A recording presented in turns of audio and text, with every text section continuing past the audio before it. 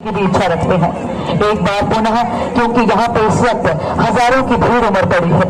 आप सब कृपया अपनी सुरक्षा का ध्यान रखें। जैसे भी गुरुदेव ने यहाँ कहा कि ऐसा आज तक नहीं हुआ कि हमारी रथ यात्रा में ऐसा कोई विघ्न पड़ा हो, मगर पुलिस प्रशासन पूरा आप साथ दें। उन्होंने यहाँ पे एक सम्माननीय दायरा बनाया है। उस दायरे के बाहर जितने भी लोग हैं, कृपया जब रथ आगे की तरफ आएंगे तो आप लोग ऐसे पैर के आगे बढ़ने का प्रयास ना करें। मेरा आग्रह रहेगा विशेष तौर पर जो यहाँ पर प्रभु रघुनाथ जी के रथ के साथ जो हमारी पवित्र रस्सी होती है, जिसके सहारे प्रभु को स्थायी शिविर तक यहाँ से ले जाया जाएगा, उसको छूने का प्रयास आप कृपया ना करें।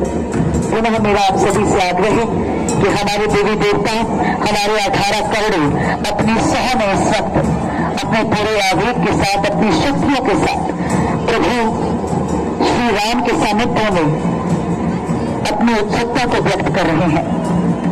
कई बार ऐसे बोला सी कि देवर गलत हुआ जाना, इनकी महिमा अपरंपार है, जहां पे हम कभी सोच भी नहीं सकते।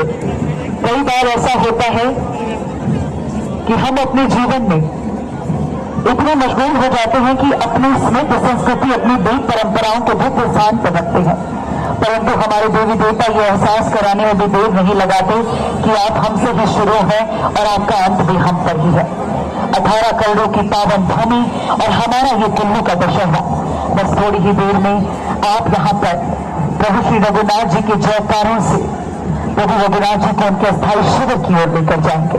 ओवर टू डॉक्टर सूरज ठाकुर जी। भगवान रघुनाथ के जो चारों ओर 4 परिक्रमा है लगभग पूर्ण हो चुकी है और फिर चंद क्षणों में ही रथ यात्रा प्रारंभ होगी। ये चीज का सभी ख्याल रखें, अपने पॉकेट को संभाल कर रखें, क्योंकि जेब कपड़े घूमते रहते हैं। जैसे सिमरन ने बताया कि वैसे को केवल जिसमें शक्ति है वही छुए, वही उसको खींचने की कोशिश करें। बुजुर्ग, महिलाएं, बच्चे कृपया दूर रहे। और कहते हैं कि रस्से को छूना शुभ माना जाता है, शुभ फल देता है।